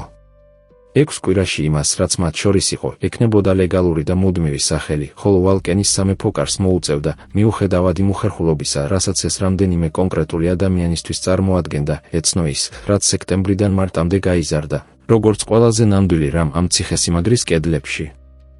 არ იქნებოდა მარტივი. არასდროს დახპირებია, რომ იქნებოდა. დახპირდა, რომ ამას სრული გაცნობიერებით ირჩევდა და შეასრულა. კვლავ იქნებოდა როვან მომლოდინე თვალებით, იქნებოდა მომენტები, როცა ქვიშა, რომელიც მან ახსენა, გამოჩნდებოდა მათ შორის, როგორც ჩნდება ყველაფერში, რაც ადამიანური და რეალურია, იქნებოდა დღეები, როცა სამეფო კარი შეახსენებდა, ფაქიზად თუ პირდაპირ, თუ საიდან მოვიდა ის. მაგრამ ის ფიცარნაგიდან მხრებში გამართული გამოვიდა. ციხესიმაგრეში შევიდა იმის ცოდნის გარეშე, თუ რას მოსთხოვდნენ. დარჩა მაშინ, როცა წასვლის არჩევანი ჰქონდა. თქვა დიახ მაშინ, როცა ართქმის მიზეზი არსებობდა. ხოლო რადომირმა იყიდა 4 ვერცხლის მონეტად სექტემბრის საქონლის ბაზარში, არა მსახური, არა მოგვარებული პრობლემა, არა მოსახერხებელი პოლიტიკური გადაწყვეტილება, არამედ ერთადერთი ადამიანი 32 წლის განმავლობაში, რომელმაც მას სახელი ტიტულის გარეშე დაუძახა და რომელიც დარჩა. 6 კვირა, თქვა მან ისევ, როგორც ის, ვინც სიტყვის გემოს სინჯავს. 6 კვირა, თქვა მან. მარტის მზე კი კვლავ ანათებდა ვალკენის ბაღს, ახალ ბალახებს, ტკბილქვებსა და სუროს, რომელმაც ყველა ზამთარს გაუძლო, რაც კი იქ გადასულა, და იმ 2 ადამიანს, რომლებიც გადაჯდობილი თითებით ისხდნენ მანამ, სანამ შუქმა ნაშვა დღევის დასასრულისკენ გადახრა არ დაიწყო და მაშინაც კი ცოტა ხანს კიდევ დააყოვნეს წამოდგომამდე, იმიტომ რომ ამაში იყო რაღაც, რისი დასრულებაც არც ერთს არ სურდა მანამ, სანამ ეს აბსოლუტურად აუცილებელი არ გახდებოდა. გამარჯობა, მე ამ ისტორიის ავტორი და სცენარისტი ვარ და თუ აქამდე მოაღწიეთ, პირველ რიგში მინდა მადლობა გადაგიხადოთ. იმიტომ რომ ამ ისტორიის დაწერა არ იყო ადვილი და დარწმუნებული ვარ, არც მისი ყურება იქნებოდა მარტივი. იყო მომენტები, როდესაც მე თავად თითოეული სცენის შექმნისას გრძნობდი იმ ტვირთს, რომელსაც ამ 2 პერსონაჟს ვაკისრებდი. და სწორედ ეს იყო ის, რაც მე მინდოდა. დოინა მხიბლავს ისე, როგორც ცოტა ქალი პერსონაჟი თუ ახერხებს. ის არ არის მამაცი ისე, როგორც ზღაპრები გვასწავლიან, ხმლებით, ყვირილით, დიდი ჟესტებით. ის მამაცია ყველაზე რთული გზით, რაც კი არსებობს, ჩუმად წელში გამართული ბაზრის ფიცარნაგზე, თავზე ტომარით, ისე რომ არ იცის რა მოელის და მაინც უარს ამბობს გატეხაზე. ეს ჩემთვის ყველაზე რეალური სიმამაცია, რაც კი ადამიანს შეიძლება ჰქონდეს. არა შიშის არ არსებობა, მან სამჯერ თქვა რომ ეშინოდა, არამედ გადაწყვეტილება, გააგრძელოს გზა მაშინაც კი, როცა ეს შიში გულში აქვს. და რადომირმა მასწავლა ის, რაც უნდა გამხსენებოდა, რომ ძალაუფლება არჩევანის გარეშე არანაირი ძალაუფლება არ არის. მას მთელი სამეფო ჰქონდა. ჰყავდა საბჭო, ბარონები, კარი და კანონი. და მაინც ის იყო ისტორიაში ყველაზე შებოჭილი ადამიანი, იმ დღემდე, სანამ არ გადაწყვიტა, რომ არსებობდა რაღაც, რაც გარშემო მყოფთა აღიარებაზე მეტი ღირდა. როდესაც მან თქვა, შენ არ ხარ ფასი, შენ ხარ ის, რის საპოვნელადაც ფასს ვიხდიდი, მე რამდენიმე წუთით წერა შევწყვიტე. რადგან მივხვდი, რომ ამ ფრაზაში ვიპოვე ისტორიის მთელი გული. რაც მიბიძგებს მსგავსი ისტორიების შექმნისკენ, არის მარტივი და ჯიუტი რწმენა, სიყვარული, რომელიც უძლებს ზეწოლას, ერთადერთია, რაც ამტკიცებს თავის რეალურობას. ნებისმიერი გრძნობა, რომელიც მხოლოდ მაშინ არსებობს, როცა კომფორტულია, არ არის სიყვარული, ეს მოხერხებულობაა. და განსხვავება ამ ორს შორის არის ზუსტად ის, რაც ყოფს ჩვეულებრივ ისტორიას იმისგან, რომელიც ჩვენს შიგნით რჩება. მაგრამ ახლა ერთი კითხვა უნდა დაგისვათ და მინდა რომ კომენტარებში პატიოსნად მიპასუხოთ. დოინას ადგილას რომ ყოფილიყავით, დარჩებოდით? თუ ფასი ძალიან მაღალი იქნებოდა? პასუხის გაცემამდე კარგად დაფიქრდით. რადგან გარედან ადვილია თქვა და ვრჩებოდი.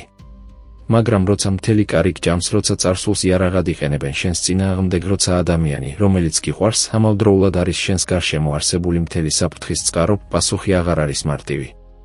მინდა წავიკითხო, რას ფიქრობთ. თითოეული კომენტარი აქ, ქვემოთ, არის ის, რაც ამ ისტორიებს სიცოცხლეს უნარჩუნებს. და დასასრულს გიტოვებთ ერთადერთ აზრს იმას, რომელიც მე დამრჩა ამ ისტორიის წერის დასრულების შემდეგ.